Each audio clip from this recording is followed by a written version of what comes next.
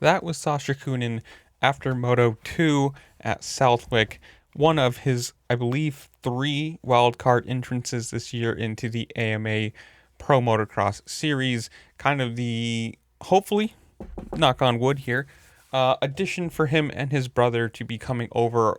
I think next year is the rumor, at least, and let's just have that happen, please, please, please. They have proven themselves to be world class talents. I mean, Sasha is what, 3 out of 4 wins for the 4 races that he's done so far in the Americas. Looked absolutely dominant in Southwick, and you got to say, even finished with a broken collarbone, which has been confirmed after the race, which he didn't even make it to the podium. One of the team members ended up collecting the trophy for him. Further medical evaluations confirmed the fracture, and Coenen underwent surgery in the United States on Monday. The procedure, which involved the insertion of a plate to stabilize the collarbone, was completely successful. Now, that was the good news, or is the good news, especially when you consider these are wildcard races, right? These are nothing. They're not going to win a title over here. They're not going to, do anything out of these 3 rounds other than maybe some bonus money for coming and getting wins. Looking good, again, if it's an audition for them to be racing over here next year, then yes. I mean, I'm assuming they wouldn't need to audition for that anyways, right? They are both world or the title leaders in their respective classes at the moment, and they're just incredible talents. There is nothing about this that's like a surprise that they're going to be good. I cannot believe that they would even need the idea of, hey, let's see how they do over here to see if we'd want to sign them or want to bring them over. They are world-class talents. There is absolutely no word or worry or thought about that, right? But for him, or for both of them technically, right? This was like the worst case scenario. Obviously, Lucas had his crash because of a supposed bike problem. Sasha had his crash from who knows what, landing weird and, falling over, breaking his collarbone, having surgery and the plate for it. And this is the problem, right? Adding races to an already packed schedule.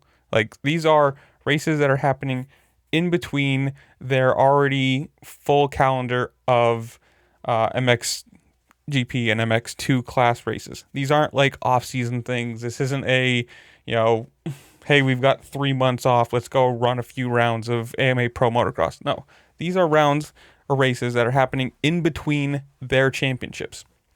And it's getting a little close, right? I think at the moment, as of the moment, before this weekend, and is it the Fox Hills GP, the British GP, whatever you want to call it, Sasha Coenen is first place in the MX2 World Championship with 503 points, with Guillaume Ferris right behind him in second at 479. Now, obviously, this changes things, right? He obviously went out, won Moto 2, what was it, 5 or something laps or something that he rode around after that crash, and still looked good. I mean, good enough to keep his lead, take the win, take the overall, and who knows? Does this change his championship contention? We'll have to see. I mean, this is the worst case scenario for their team, right? For KTM, for him, you come over, you do a few rounds of another series that you're never going to win a title in this year. I'll preface that. This year, doing the 3 rounds that they've, I think, planned to do, there's no chance of you winning a title. Absolutely none. Even if you win every single round, you're still just not even close to the points that would be necessary. So the only thing that you can do over here is win, look good, gain some fans, whatever you want to say, see how you like the tracks that you're racing, if they are planning on coming over. But there is the massive con of adding more rounds, adding more races, also increases the danger, right? I mean, obviously you can break bones, hurt yourself, injure, lose a season running in practice. We've seen we've seen that happen before. It's not exactly a surprise, right? But when you add into the mix of race speed and, you know, tracks that you're not exactly fully knowledgeable of, I guess you could say that way, it's just the added danger. Now, if he ends up winning this title or winning the MX2 title, this is all null and a moot point. You don't even need to think about it, right? But if he ends up losing this title, and if it's only by, you know, a few points or, you know, something, one of those like really close battles, you might be able to point back at this and say, hey, this one right here, you know, did he need to go to Southwick? Did they need to do this year? Did he need to run and, you know, get hurt? Obviously not. Now, hopefully, you know, this doesn't affect his title, because that would just be a really negative, sour point on the year.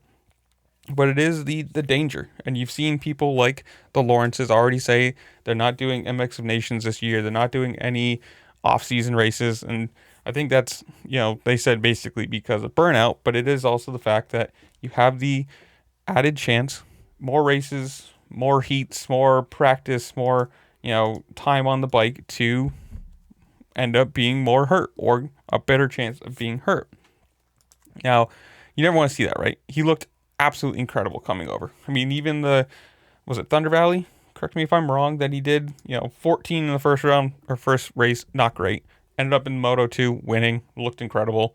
And then this one to go 1-1, I mean, put on an absolute class in against this 250 field. And for all intents and purposes, it's a real show of like, hey, if they're coming over next year, he's going to be instantly a title favorite, contender at worst. I mean, who knows?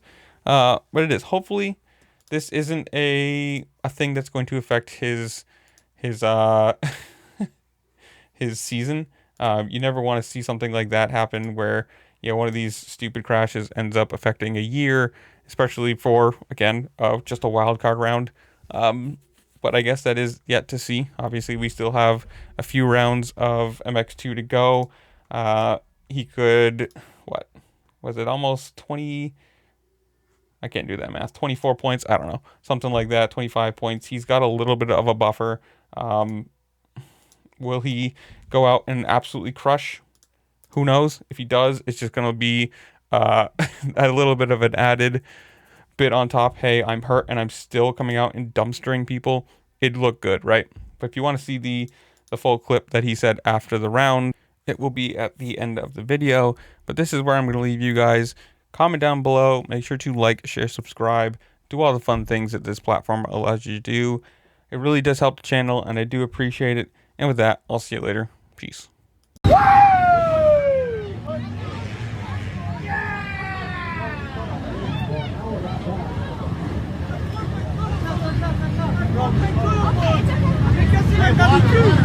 T'as cassé?